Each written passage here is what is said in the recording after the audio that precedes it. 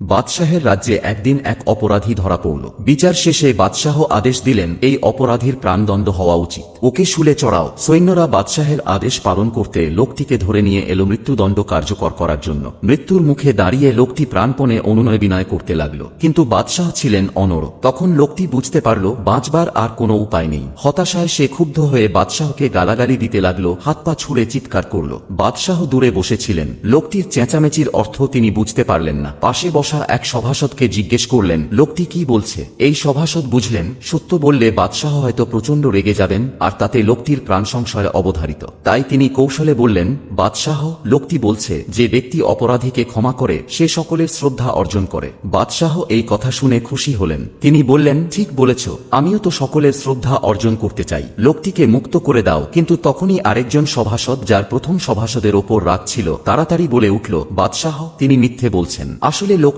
আপনাকে গালাগালি দিচ্ছিল, তাকে মুক্ত করা উচিত নয়। এই কথা শুনে বাদশাহ কিছুক্ষণ চিন্তা করলেন, তারপর বললেন, প্রথম সভাসদের মিথ্যা হাজার গুণ ভালো, কারণ সে মিথ্যা বলেছে একজন মানুষের প্রাণ বাঁচানোর জন্য, আর তুমি সত্য বলেছ দুজন মানুষের ক্ষতি করার জন্য। এরপর বাদশাহ লোকটিকে মুক্ত করে দিলেন, আর সভাসদদের উদ্দেশ্যে বললেন, ক্ষমার মাঝেই সত্যিকারের মহিমা লুকিয়ে থাকে।